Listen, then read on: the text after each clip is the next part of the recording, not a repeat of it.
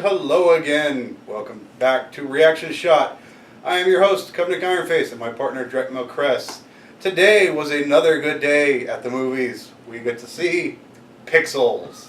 Woo, video games. Now, for those of you who have been watching, obviously, we're a bunch of big nerds, so this speaks to us. Although, a lot of the games are a little bit old even for us, I'd say. I mean... They were, sent up before either of us were born. But this idea of making games come to life isn't original. It's not the first time it's happened. But it's done in a pretty interesting way. And it does have some backstory to it, some reasons. For those of you that saw the trailer, let's jump straight in and look at our plot. Essentially, the 1982 World Championship they're talking about, they took the video and they sent it to space. It's supposed to be something our culture send to alien kind, and which we've actually done, so... Yeah, we actually did do something like that, but apparently the aliens did find it and took it as a challenge. So, with some high-end technology, decided to send back versions of these games that they thought were a challenge to them to challenge Earth back. And that's a little bit flimsy for a story, but I mean, it's a comedy. Straight up. And it was a great comedy, so yeah, it works. And it's not the first time, oh, look, we sent something into space and the aliens took it the wrong way, and oh, look, now we're fighting for our lives. But again, it was done pretty interestingly, and it kept up the interest of the movie. It was really entertaining. A lot of it comes from the characters, again, which is what I do. And again, if you've been following us, I'm not a big fan of Adam Sandler. But when he has the right cast surrounding him, it actually comes off really well. Having Peter Dinklage really helps. He's an asshole in anything he does, and it's hilarious. God, never want to see a mullet again, but... Oh yeah, Peter Dinklage mullet. Kevin James, a lot of other cameos from stars like Serena Williams. Like, the hell are you doing in this movie? The characters are somewhat actually developed in this movie, unlike most of Sandler's movies, where he's just a big dumbass. But in this, he's he was a kid, really good at games, and life sucked. Well, that kind of sits well with us because that's kind of what happens.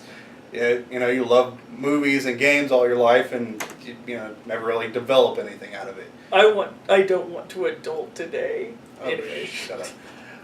But it actually had a little bit of drama, a lot of hilarious things going on, and not just the couple of scenes in the trailer. I mean, there was a lot of stuff you don't see in the trailer, which is really good because usually they show the best in the trailer to get you to come watch it.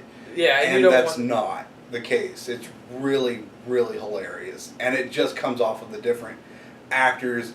Sean Bean is in this movie, who doesn't die. I think that violates his contract. Brian Cox, William Stryker from the X-Men movies. What the fuck are you doing here? That's one actor's name. Yeah, a lot of really good actors are in this movie that you wouldn't expect. So it was actually really good. And he really falls more under the sub-character plot, but just like in the X-Men, he's essentially the I'm a jerk of a general, and he makes one comment in the movie, a little bit of spoilers, I don't know which would be worse, if they succeed or if they fail.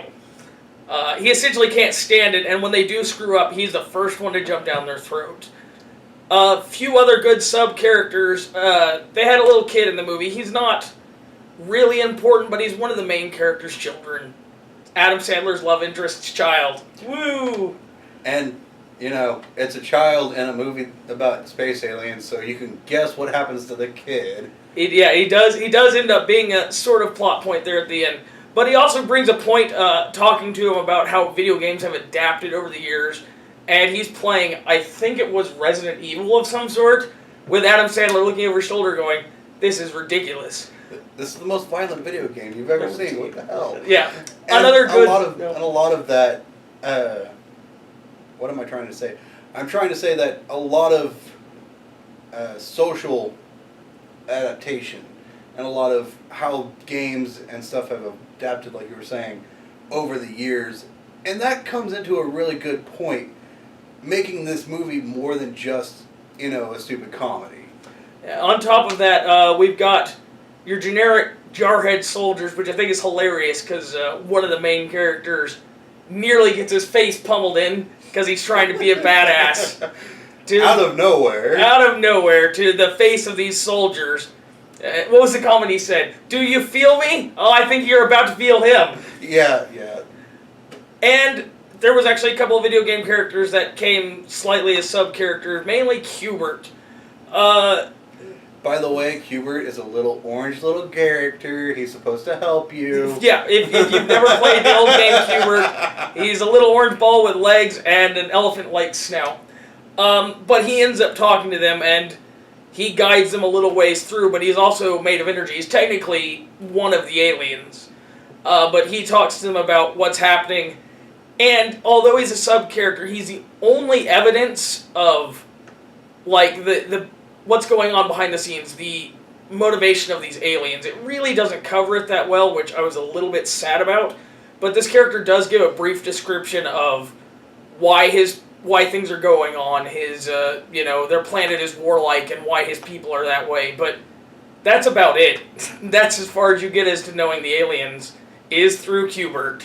Yeah, we never really actually see the aliens. All we see are their, digitized pixel versions of these game characters, which was also kind of saddening, but then again, it's a comedy. It's not meant to be really aliens or anything like that. Yeah, it's not meant to be in depth. Wasn't too big of a disappointment. As far as speaking about the characters themselves, this is one of those times where they could have made CGI characters, almost lifelike, but that wouldn't have felt real. In the very beginning of the movie, you're going through the 1980s championship and explaining these people, and it felt like the 1980s. It looked like the 1980s. People talked like the 1980s, had the mullet like the 1980s, and it really set the beginning of this movie. And as they came out later, and they had these, cubes of energy and all this stuff, and pixels. That's what they are. They're pixels. And they create these characters. And I thought that was really clever and ingeniously done. They could have definitely gone the wrong way with that. So I really liked how they made it look today. And speaking of not only like the looks and feels, a lot of the music was really pulled from the 1980s. It was, even when it was supposed to be what the present day or a little bit past the present day, they tried to make the music fit that theme, those pixels, and so you see a lot of 1980s music, a little bit of rock, a couple of other things, all the same, and it felt good with the theme, and it brought it to life, and I thought some of the shots were really good too, cityscape stuff like that. Yeah, and I think the way they used the locations was a lot better. It's like, okay, well, we're going to, New York, we're going to England, we're going to India, and it looked really good, and it fit with each game as it came down and attacked the Earth, and it really fit well. And then they were in New York, and they're using the city as a, board game, and it's awesome. I think this is probably one of the best, well-made movies that the Happy Madison crew has probably ever done. I would have to agree. I would have to say, I normally don't like many of the Happy Madison films. It's just not my thing. But this one seemed to be done a lot better. Same goes for Adam Sandler, like we were saying before. He doesn't always fit with me as the best actor, but he's not bad. He just needs a good supporting cast, and this is where it fit. Overall, I would have to say it's a pretty good movie. There was some things I missed, like I would like to know more about the aliens, but it's worth going to see. So I'd have to say, shill out the money, go hit it in the theaters as soon as you can. What do you have to say? I would as well. I mean, like I said, I'm not normally a fan of Adam Sandler, but this definitely was well made. And he has the support cast, and whoever directed this was freaking amazing. The whole thing just came together so well. I absolutely agree. Anybody watching, please go see this movie. So that about wraps that up. Now, of course, we're trying to hit up more and more movies. We've even got the request, like we said last time, so our next movie is going to be Mission Impossible, Rogue Nation. That's hopefully going to be great. So if you guys, who are watching, like what you see, give us a thumbs up. You want to follow along, go ahead and subscribe. And if you have your own request of something we haven't seen or need to go see, comments give down us a below. comment. Yeah. All right. Thank you guys so much, and